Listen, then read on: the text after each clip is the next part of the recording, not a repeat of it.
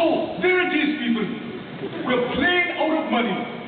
I'll be happy to write letters of recommendation for most of you. Zoidberg first stop stopping. Whoa! Professor Busted. Oh, everyone, look at my latest invention. Professor puts down a machine resembling an overhead projector. Ooh, I like how it's not killing us so far. It takes any object and makes 2 smaller copies. Oh, wow. Why? You see, as I age, I've been shrinking and feeling cold. So now I need twice as many sweaters in a smaller size. First, I scan the old sweater. He puts the sweater on the replicator screen and presses a button. It scans the sweater like a Xerox machine. Then we add some matter. Oh, any old useless matter will do. He dumps a photo album labeled Zoidberg's Wedding into a hopper on the replicator. We hear a grinding sound. Now the matter prism reorganizes the raw material into 2 smaller copies. The machine starts up. Moving prismatic lights emanate from its seams. Then the lights and noise stop. A door on the side of the machine opens, and 2 somewhat smaller identical sweaters are deposited onto the table. The professor holds them up next to the original. So that's where baby sweaters come from. In the lounge a little later, Bender is slumped on the couch watching TV. Fry enters. On TV, we hear the scary door theme. Against the backdrop of stars, objects drift toward camera. A jockey on all fours with a horse sitting on his back. A dolphin playing the trombone with his blowhole. A slinky climbing up the stairs. A kid blowing a gum bubble that enlarges to become the earth, then pops and covers his face. Enclosed is a PDF attachment. A picture of yourself in a boat on a river. It's a river that flows in 2 directions.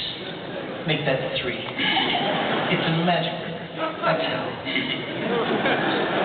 And it's flowing down the Erie Canal to the scary door. That's Erie with 2 E's. See, on TV, a scientist's laboratory. The scientist finishes welding a robot. Consider, if you have the energy, Dr. Daniel Zenas, an inventor with a terminal case of the lazies. This robot will do everything for me. Robot, activate yourself and do my research.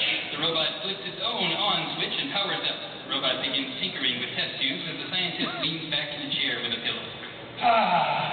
Cut to later. Next, assume my social obligation. The scientist kicks back in an armchair as the robot, wearing black tie, offers his arm to the scientist's wife. She takes it, they exit. We see a clock. The hand spins. Years later, the scientist, now older, is still kicking back as an official enters. Dr. Zenas, for a lifetime of scientific achievement, we present this award to your robot. The official gives the robot the trophy. A boy enters. Daddy, I love you. The boy turns away from the scientist and hugs the robot. If only I programmed the robot to be more careful what I wished for. Robot, experience this tragic irony for me. The robot buries his face in his hand. The scientist pops open a beer. Vaccine Bender's still relaxing. He pops open his own beer. Man, I wish we had a robot to do stuff. I know, right? Ben, thank God I found you in time. I need someone in the lab immediately to fold my new sweaters. I'm sorry, do you see a robot in this room named Folder? Fortunately, I came prepared with a backup phrasing. Bender, would you mind bending my new sweaters? And I called my lawyer if Dr. Phone wasn't such a hassle. Moments later, Bender enters the lab and sees the 2 unfolded sweaters. Rather stupid sweater. Ooh, rather duplicated. Bender sees the replicator and strokes his chin, conniving. He picks it up, puts it in his chest, presses the start button, and closes his chest door. Now, some tasty matter. He quickly gobbles a chair, a microscope, and a glass tank filled with white rats. His seams and orifices glow with the scanner light seen earlier. We hear a ding. He opens his chest door and 2 60% scale mini Benders pop out. Excellent, I'm Bender. So the hell, old man. I like your attitude. Let's start. But first, fold these 2 sweaters.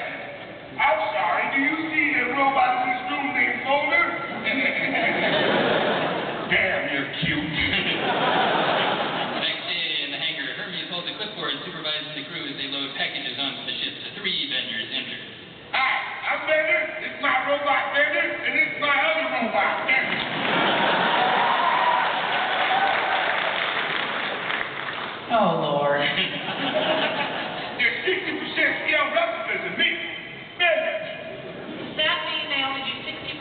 work you do, or that they actually do more work because they're only 60% as lazy? Vendor pauses and counts in his fingers. Shut up. Good one.